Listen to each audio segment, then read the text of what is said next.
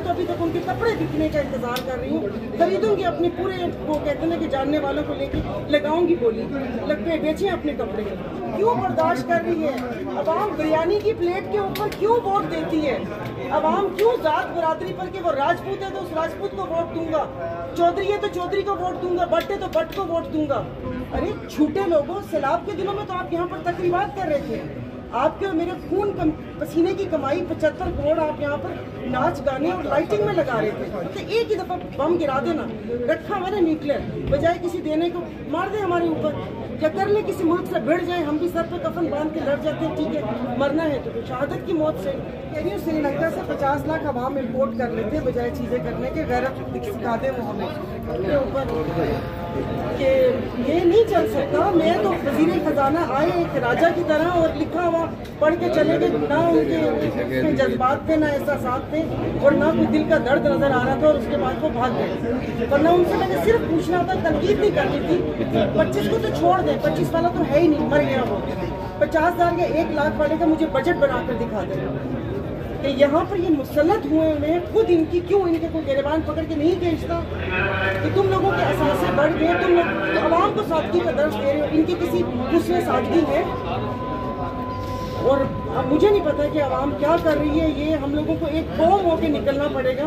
इन लोगों के ये ड्रामे खत्म नहीं होते। मैं तो अभी तक उनके कपड़े बिकने का इंतजार कर रही हूँ। खरीदूंगी अपने पूरे, वो कहते हैं कि जानने वालों को लेके लगाऊंगी बोली, लग पे बेचे अपने कपड़े।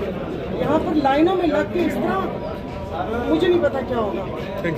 और एक आखिरी बात, जो मैं इस जो आइन की तकरीबात हो रही है, मैं उस हवाले से बम गिरा दिया अवाम पर मेरी बहन। तो अवाम उठे ना, अवाम क्यों बर्दाश्त कर रही है? अवाम बिरयानी की प्लेट के ऊपर क्यों वोट देती है?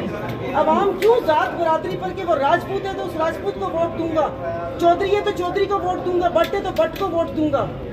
आप लोगों की वजह से हम लोगों को जाहिर है एक सारा चीजें वो है। अब आइन की तकरीबात जारी है।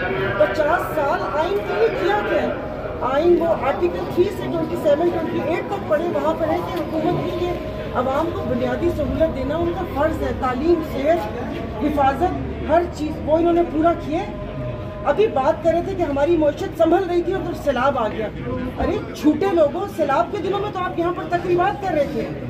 आपके और मेरे खून पसीने की कमाई 75 करोड़ आप यहाँ पर नाच गाने और लाइटिंग में लगा रहे थे, और अब आप ये ढकोसले ड्रामे कर रहे हैं कि अब आइन के उस नाम पे यहाँ पर तकरीबात होंगी और सारा वो होगा। गरीब मर रहे तो मतलब एक ही दफा बम गिरा देना, रखा हुआ ना न्यूक्लियर, बजाय किसी देने को मार दे हमारे ऊपर, या कर ले किसी मुल्क से भिड़ जाए, हम भी सर पे कफन बांध के लड़ जाते हैं। ठीक है, मरना है तो शहादत की मौत से। लेकिन ये बहुत बुरा हुआ है। और ये बताएं, एक तरफ पोजीशन होती थी, एहतजाज होता था, कुछ खड़ा होता था अवाम के साथ, नहीं जी, मैंने इस दौर में मैंने गवर्नमेंट में भी बैठ के देखी हूँ और अपोजिशन में भी बैठ के देखी हूँ। उस वक्त की अपोजिशन में सब आपस में हैंड ग्लव है, इन सब की जहाँ पर अपने मफाद होते हैं ये सब एक है, लेकिन आवाम के किसी मसले पे एक नहीं होगी, क्योंकि वो दाल रोटी चलती है ना इसके ऊपर। दुकानदारी भी तो करनी है ना, दिखाना भी तो है ना आपको इनके दिलों में कितना दर्द है। तो ऐसा कुछ नहीं है। दुकानदारी कब तक चलती रहेगी? गरीब बंदा दुकानदारी जब तक हमारे जैसे लोग बैठे हुए होंगे जो बिना नजरिए के पीछे वोट डालने चले जाएंगे, बिरयानी पे उस पे एक नौकरी के ऊपर भेज देंगे अपने बच्चों को, मुस्तकबिल ये चलता रहेगा। हल भी है अभी फिलहाल, क्या करे गरीब बंदा, क्या करे गरीब बंदा क्या करे? मैं तो कह रही हूँ श्रीलंका से 50 लाख अवाम इम्पोर्ट कर लेते हैं बजाय चीजें करने के, गैरत सिखा दे वो हमें कि इनको यहाँ से घसीट के निकालना कैसे है।